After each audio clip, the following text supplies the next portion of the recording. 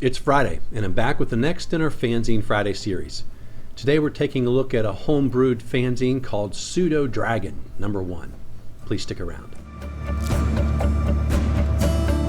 I'm AZ Mountaineer, and this is our channel, Old School Rules, where we celebrate the community of old school gamers and grognards who like classic RPGs, miniatures, magazines, and everything that goes with it. Each week on the Fanzine Friday series, I take a fanzine from my collection off the shelf for a closer look, and today it's Pseudo-Dragon #1 from 1984. Hope you enjoy the video. Welcome back, and welcome to 2024. This is our first fanzine video of the new year. We're taking a look today and next week at a homebrewed fanzine called Pseudo-Dragon. As you can see from the cover, they copied the lettering from Dragon magazine. This is from 1984. It's the product of just a couple of home gamers, Joel Garcia and Mike Anderson. They put this together, and one of them recently discovered it, in a box of their stuff from home and shared it with the community, and I wanted to share it with all of you. It's a really fun one. It's exactly the kind of thing I love, because you can just tell this was just a couple of young guys who love Dungeons and Dragons and wanted to put out their own version of a little magazine. So let's take a look at the cover. This is drawn by Joel Garcia. It's just basically a wizard's tower or some type of tower sitting up on a mountain, up on a mountainside, and you can definitely tell this is homemade art. This is a very short fanzine. It's only 10 pages long, but they definitely come at it trying to make something sort of professional. They mentioned that it's just the two of them, wanted to help people with expand their advanced Dungeons and Dragons game, and they have only 3 articles: a new character class, an adventure called the Minotaur's Maze, and a chart to add to your home campaign. So first we have the Bowman class, the Heart Bowman class, and I think this comes from a movie of the time. I really felt like I had read a book that talked about this as well, the Heart Bow.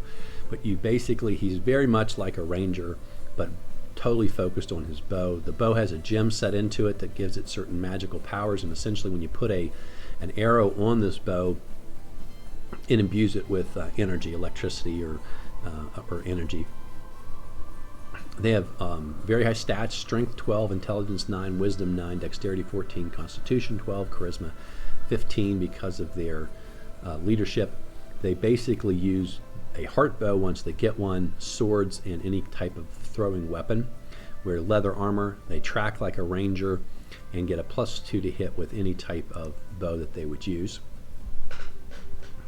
And then in addition to the gem property, it also helps them, I think, detect traps in an area nearby, secret doors and traps, and can hold up to 3,500 pounds through some type of telekinesis.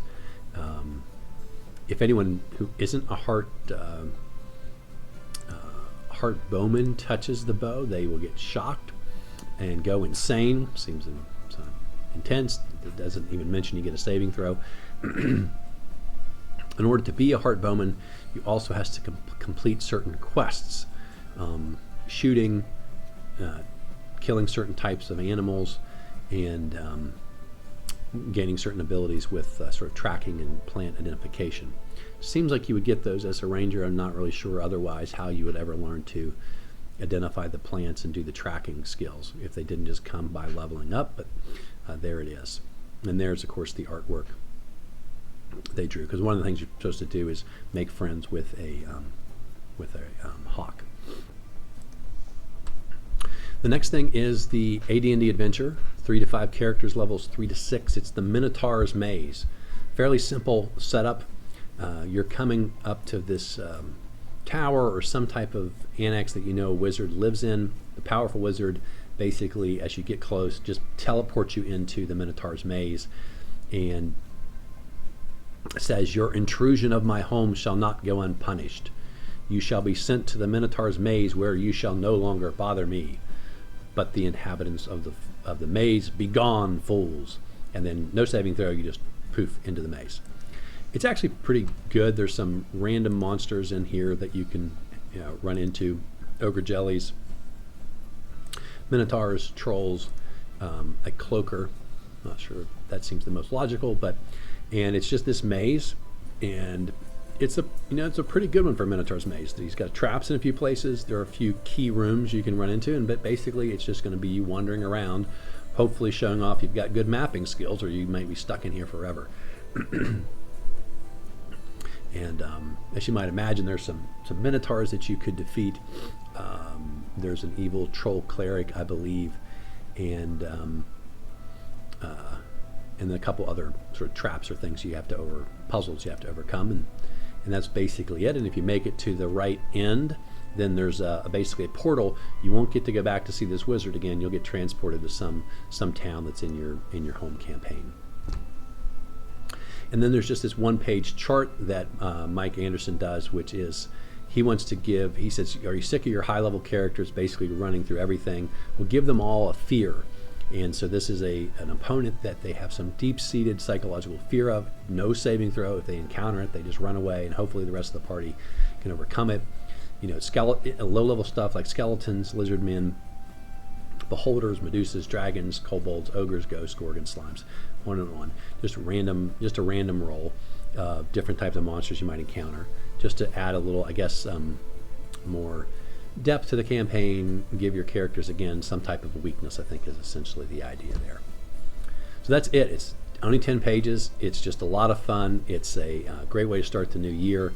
And so this is Pseudo-Dragon number 1 from 1984. And I'll be back next week with Pseudo-Dragon number 2, the last of their effort here as they turn out some great homemade fun. Hope you guys had a great holiday season. Hope you're having a good new year. Here's looking forward to a great 2024 together. I hope you're subscribed to my channel. If you're not, please subscribe. And if you have friends who might enjoy it, send them our way to see if they might enjoy the content as well. Until next time, my friends, keep rolling 20s.